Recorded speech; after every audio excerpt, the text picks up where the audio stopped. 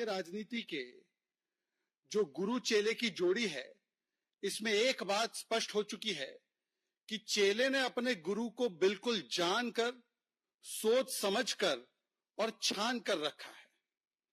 इसीलिए कल आपने देखा होगा कि ऑल इंडिया कांग्रेस कमेटी में एक आदेश पारित हुआ कि तुरंत प्रभाव से with immediate effect Shri Sam Pitroda को chairman of Indian overseas Congress reappoint किया जाए। मतलब वही सैम पित्रोदा जिन्हें माना जाता है कि वो प्रथम परिवार के कांग्रेस के सबसे ज्यादा विश्वस्त और करीबी है, जो राहुल गांधी के डिक्लेयर्ड मेंटोर एवं गुरु हैं, और जो राहुल गांधी जब अमूमन विदेशी दौरे पर जाते हैं तो सारे विदेशी दौरों को पूरी तरह से प्लान करने का काम या जिम्मा जिसके हाथ में होता है वो सैम पित्रोदा, जिन्हें वो अक्सर शायद जो मुझे बताया गया अंकल सैम भी कहते हैं। तो कल अंकल सैम को जानकर, सोच समझकर, पूरा छान कर फिर से रीअपॉइंट कर दिया गया। और मैं तो कहूंगा कि केवल ये एआईसीसी का अपॉइंटमेंट लेटर नहीं है। आपको लगेगा ये अपॉइंटमेंट लेटर है, एक्चुअली ये एक एंडोर्समेंट लेटर है। ये अंकल सैम और सैम पित्रोदा के द्वारा की गई हर बात का एंडोर्समेंट है। चुनाव के समय कोई बात अगर इनकन्वीनियंट लगे, राजनीतिक सहूलियत ना हो, तो उसको व्यक्तिगत बयान बताकर किनारा कर देना और जनता को मूर्ख बनाने का प्रयास करना या उनको भ्रमित करने का प्रयास करना। पर जैसे ही चुनाव समाप्त होते हैं, क्रोनोलॉजी समझिए, राहुल गांधी जी एलओपी बनाए जाते हैं और एलओपी के पद को ग्रहण करने के बाद, after Rahul Gandhi has become the LOP, he obviously needs adviser, he needs guru. तो जो सबसे पहला महत्वपूर्ण अपॉइंटमेंट या रीअपॉइंटमेंट कांग्रेस पार्टी करती है वो अंकल सैम पित्रोदा का करती है। मतलब कि राहुल के बाद की कोई अगर अपॉइंटमेंट महत्वपूर्ण है कांग्रेस के लिए तो अंकल सैम की है। ऐसी रन ऑफ द मिल या रूटीन की अपॉइंटमेंट नहीं है। लीडर बने हैं ऑपोजिशन के तो एडवाइजर भी चाहिए, इसीलिए ये की गई। और ये एंडोर्समेंट है। एंडोर्समेंट किस चीज का? मित्रों, आपको याद होगा कि यही सैम पित्रोदा अर्थात अंकल सैम ने कहा था कि उनको भारतीयों में भारतीय नहीं, उनको विदेशी दिखते हैं। वैसे कांग्रेस पार्टी तो विदेशियों में ज्यादा विश्वास रखती भी है, उनके नेतृत्व का भी अगर आप स्ट्रक्चर कई वर्षों तक देखेंगे तो विदेशियों में उनको ज्यादा आस्था है, पर भारतीयों में ही विदेशी दिखने लग गए। दक्षिण भारत के लोग अफ्रीकन, नॉर्थ ईस्ट के लोग बड़े रेसिस्ट कंजेक्चर के साथ कहा गया कि ये चाइनीज, जो पश्चिम भारत के हैं, मतलब मैं जहां से आता हूं, हम सब अरब, और जो नॉर्थ के हैं वो सारे लोग व्हाइट्स। और इस बात के लिए कांग्रेस ने शायद कॉस्मेटिकली अपना किनारा कर दिया होगा बयान से, पर जब एक एंडोर्समेंट लेटर अर्थात अपॉइंटमेंट लेटर कल कांग्रेस की तरफ से गया तो अंकल सैम ने एक ट्वीट किया। उन्होंने एक इंटरव्यू भी दिया, एक ट्वीट किया, और ट्वीट में उन्होंने लिखा, I was not sacked, I stepped down willingly। मतलब कांग्रेस की कोई मंशा नहीं थी कि इस बयान के लिए उनको निकाले, वो खुद बता रहे हैं। The remarks made by me were not racist. In fact, it is the racist people who thought they are racist। मतलब अंकल सैम को जब कल कांग्रेस ने रीअपॉइंट किया तो अंकल सैम ने आकर यह कहा कि कांग्रेस तो मेरी बातों से पूर्ण तरीके से इत्तेफाक रखती है और मेरे कमेंट्स रेसिस्ट नहीं हैं, उल्टा जिन लोगों ने इस विषय पर बात उठाई वो रेसिस्ट है। मतलब यदि कोई साउथ इंडिया का व्यक्ति हो जिसको बुरा लगा हो कि आपने मुझे अफ्रीकन बोला, ही इज रेसिस्ट। अगर कोई नॉर्थ ईस्ट के व्यक्ति, और मुझे याद है उस समय पर हमारे किरण रिजिजू साहब ने और पेमा खांडू साहब ने इस विषय को उठाया था, तो वो रेसिस्ट है। आपने उनको चाइनीज बोल दिया पर वो रेसिस्ट है। सैम पित्रोदा जी और कांग्रेस पार्टी रेसिस्ट बयान नहीं कर रही है।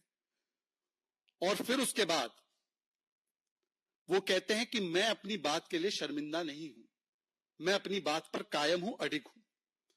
आज मैं इस मंच से सवाल पूछना चाहता हूं रेवंत रेड्डी जी से, मैं सवाल पूछना चाहता हूं कि क्या रेवांत रेड्डी साउथ इंडियंस को अफ्रीकन समझते हैं जैसे सैम पित्रोदा बता रहे हैं? सिद्धरामैया जी से, एमके स्टालिन जी से, और कांग्रेस में तो कई सारे नेता है ना जो नॉर्थ साउथ की बड़ी बड़ी बातें करते हैं।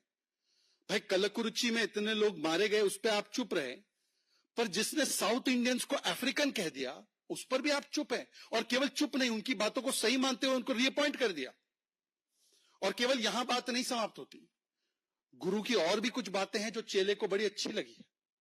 और वो कौन सी बात है? गुरु ने कहा था कि 1984 का जो सिख जेनोसाइड हुआ, जिसमें 3,500 सिखों का नरसंहार और कत्लेआम हुआ, जिसपे राजीव जी जो उनके मित्र थे गुरु के, उन्होंने कहा था कि बड़ा पेड़ गिरता है धरती हिलती है, तो गुरु ने कहा हुआ तो हुआ। चेले को, मतलब कि राहुल जी को, गुरु की यह बात बिल्कुल पसंद है। वो इंडोर्स कर रहे हैं जब वो सैम पित्रोदा, अंकल सैम को रीअपॉइंट करवा रहे हैं। पुलवामा और 26/11 के विषय में गुरु अंकल सैम ने कहा था कि 8-10 लोग आकर कोई हमला कर दे तो क्या पूरे पाकिस्तान का दोष है क्या? और फिर उसके बाद जब बालाकोट एयर स्ट्राइक हुआ तो उन्होंने सेना से सवाल करते हुए पूछा था कि 300 लोग कहां मारे गए? 300 लोग नहीं मारे गए।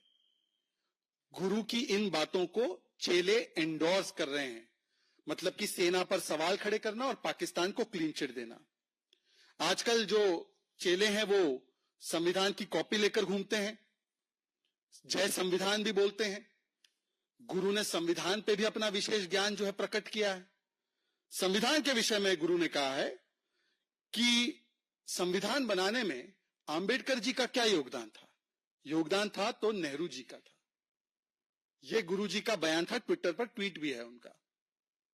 मतलब कि आज राहुल गांधी जी ने सैम पित्रोदा की अपॉइंटमेंट और कांग्रेस पार्टी ने उनकी अपॉइंटमेंट को एंडोर्स करते हुए आंबेडकर जी का सबसे बड़ा अपमान किया है, संविधान का सबसे बड़ा अपमान किया है। उसके बाद गुरु ने यह भी कहा कि जो राम है, प्रभु श्री राम, राम मंदिर और राम नवमी, यह भारत आइडिया ऑफ इंडिया के खिलाफ है। It is against the idea of India. मतलब आज उत्तर प्रदेश की धरती में जो समाजवादी और कांग्रेस पार्टी दम भरती है कि हम लोग यहां जीत गए वहां जीत गए, जिस व्यक्ति ने कहा कि प्रभु श्री राम और रामनवमी आइडिया ऑफ इंडिया के साथ जुड़ नहीं सकते, आज ऐसे व्यक्ति को पदोन्नति देकर उनको एडवाइजर बनाने का काम, उनको गुरु मानने का काम राहुल गांधी ने किया है। और फिर पूरे देश के मिडिल क्लास के लिए भी उन्होंने एक संदेश दिया था। गुरु सैम पित्रोदा जी ने कहा था कि मिडिल क्लास को सेल्फिश नहीं होना चाहिए, उनके ऊपर और टैक्सेस थोप दिए जाने चाहिए। उन्होंने इनहेरिटेंस टैक्स की भी बात की थी, जिसमें वो चाहते थे कि 55% अगर किसी का हो तो उसकी प्रॉपर्टी का 55% वो बांट दिया जाए। तो आज इन सभी बयानों और स्टेटमेंट्स और सेंटिमेंट्स को कांग्रेस पार्टी ने इस अपॉइंटमेंट लेटर के माध्यम से एंडोर्स किया है। यह एंडोर्समेंट लेटर है सैम पित्रोदा के इन बयानों का। अन्यथा अगर ऐसा नहीं है तो जयराम रमेश जी, उनका खुद का ट्वीट देख लीजिए जब उन्होंने ये अपॉइंटमेंट को सार्वजनिक पटल पर रखा। जयराम रमेश जी कहते हैं कि सैम पित्रोदा को इसलिए लिया गया है क्योंकि उनके कमेंट्स का कॉन्टेक्स्ट उन्होंने समझा दिया, और वो तो प्रधानमंत्री मोदी थे जिन्होंने उनके कमेंट्स को डिस्टोर्ट किया था। ये जयराम रमेश जी ने एंडोर्स किया है कि उनके कमेंट्स में कोई बुराई नहीं थी, उनका एक कॉन्टेक्स्ट था। अब किस कॉन्टेक्स्ट में साउथ इंडियंस को अफ्रीकन कहा जा सकता है, नॉर्थ ईस्ट के लोग को चाइनीज कहा जा सकता है, जयराम रमेश बताएंगे। पर जयराम रमेश जी कह रहे हैं कि जो भी हुआ वो आप लोगों ने, जो साउथ इंडिया के लोग बुरा माने या नॉर्थ ईस्ट के लोग बुरा माने, वो उनकी वजह से हुआ, वो रेसिस्ट है, उन्होंने डिस्टोर्ट किया। सैम पित्रोदा ने जो भी बयान दिए हैं आज तक, वो सारे बयान सही है। इमरान मसूद ने भी कहा कि ये तो डिजिटल क्रांति के प्रणेता है, तो इनको तो पार्टी में लेना ही चाहिए फिर से। और उदित राज ने तो और भी अनोखी बात की। उन्होंने ट्वीट करके कहा कि डॉक्टर सैम ने जो बात की थी वो बात तो सही थी, लेकिन समय गलत था। आज इससे स्पष्ट हो जाता है, it is very clear from this appointment letter / endorsement letter of the Congress party that all the unsavory objectionable, insulting comments made by Mr. Sam Pitroda about Indians, about Prabhu Shri Ram, Ram Navami, about the Sikh genocide, about the Pulwama terrorist attack, they are wholly subscribed to and endorsed by the Congress party, or else today the Congress party would not have been reappointing this person as soon as the elections are over. ये इनकी हकीकत है.